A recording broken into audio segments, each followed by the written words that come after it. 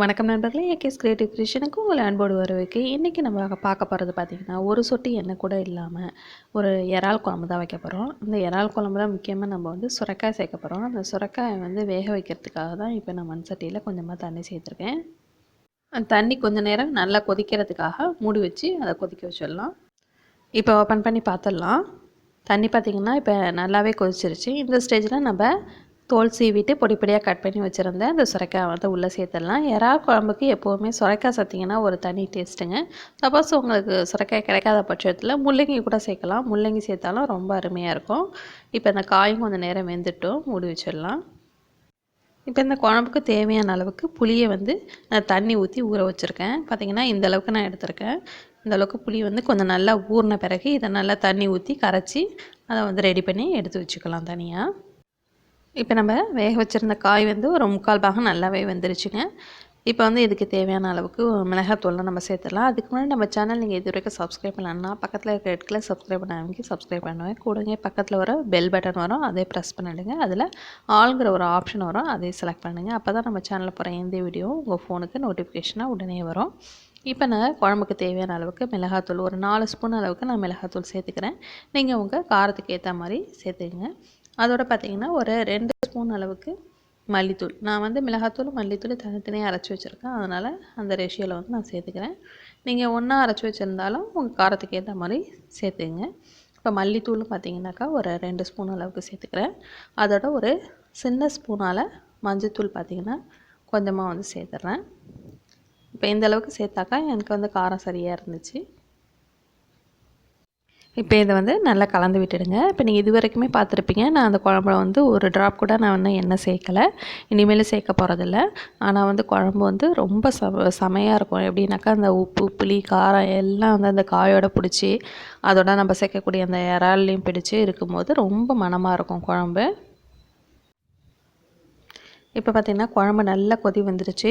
நம்ம சேர்த்த அந்த மிளகாத்தூள் மல்லித்தூள் எல்லாத்தோட பச்சை வாசமும் நல்லா போயிருக்கும்.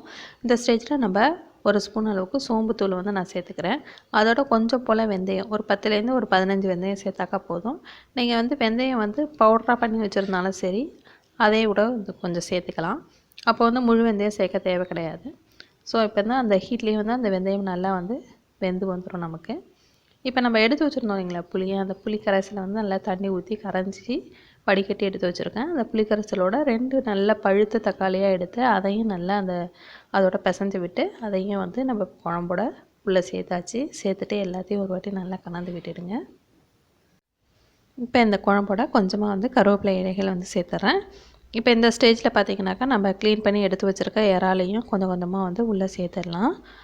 நம்ம சேனல்லே பார்த்திங்கன்னா ஏற்கனவே நான் வந்து நிறைய நான்வெஜ் ரெசிபி வந்து அப்லோட் பண்ணியிருக்கேன். அதுக்கு வந்து எதுனா உங்களுக்கு நீங்கள் பார்க்கணுன்னு விருப்பப்பட்டீங்கன்னா நம்ம சேனலில் ப்ளேலிஸ்ட் செக் பண்ணி பாருங்கள். இப்போ இந்த குழம்புக்கு தேவையான அளவுக்கு உப்பு சேர்த்துடலாம். நான் பெரும்பாலும் வந்து கல் உப்பு தான் யூஸ் பண்ணுவேன். நீங்களும் வந்து பெரும்பாலும் கல் உப்பு யூஸ் பண்ணியே பழகிக்கங்க, பிகினஸாக இருந்தாலும். அது கொஞ்ச நாள் பழகிட்டிங்கன்னா அப்புறம் உங்களுக்கு வந்து பழக்கம் வந்துடும். அதுலேயும் குறிப்பாக பார்த்திங்கன்னா அந்த வாசலில் உப்பு விற்கும் பார்த்திங்களா, அந்த உப்பு உங்களுக்கு கிடச்சிதுன்னா தவற விடாமல் அதை வாங்கி பயன்படுத்துங்க. இப்போ இந்த குழம்பை வந்து நல்லா கொஞ்சம் நேரம் மூடி கொதிக்க வச்சிடலாம். அதில் உப்பெல்லாம் நல்லா சேரட்டும். இப்போ வந்து கொஞ்சம் நேரம் நல்லா கொதிச்சிருச்சு. இப்போ ஓப்பன் பண்ணி பார்த்துடலாம். நல்லா செமையாக வாசனை அடிக்குது. அந்த இறாலோட வாசனை கமகமகமான்னு அடிக்குது.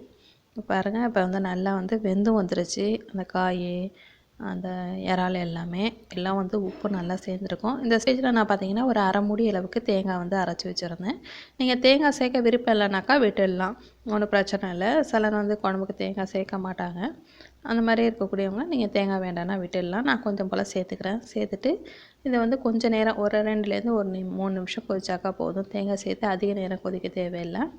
அந்த அதிக நேரம் கொதிக்கும் போது தான் அந்த தேங்காயோட சத்துக்கள் வந்து கொழுப்பாக, அதாவது கொலஸ்ட்ராலாக கன்வெர்ட் ஆகுது. அதனால தான் பெரும்பாலும் தேங்காய் சேர்த்துக்க மாட்டாங்க. மற்றபடி ஒரு மீடியமான அளவில் நம்ம கொதிக்க வச்சு இறக்கும் போது தேங்காய் உடம்புக்கு நல்லது தான். இப்போ இந்த குழம்பு ஓப்பன் பண்ணி பார்த்துடலாம். இப்போ நமக்கு ஒரு சொட்டு எண்ணெய் கூட நம்ம சேர்க்காமல் நல்ல கமகம மணத்தோட இறால் குழம்பு செமையாக ரெடி ஆகிடுச்சுங்க. கண்டிப்பாக இந்த வீடியோ வந்து உங்களுக்கு பிடிச்சிருக்குன்னு நினைக்கிறேன். பிடிச்சிருந்தா லைக் பண்ணிவிட மறந்துடாதீங்க. கண்டிப்பாக லைக் பட்டனை ப்ரெஸ் பண்ணிவிடுங்க. அதோட உங்கள் ஃப்ரெண்ட்ஸ் அண்ட் ரிலேட்டிவ்க்கு நம்ம வீடியோ வந்து ஷேர் பண்ணுங்கள். அதோட முக்கியமான விஷயம் பார்த்திங்கன்னா, இந்த வீடியோ பற்றின உங்களோட கருத்துக்களை கீழே கமெண்ட் செக்ஷனில் உங்களோட கருத்துக்களை மறக்காமல் பதிவு பண்ணுங்கள். இப்போ நமக்கு சொட்டுக்கடை எண்ணெய் சேர்க்காத இறால் குழம்பு ரெடி ஆகிடுச்சுங்க.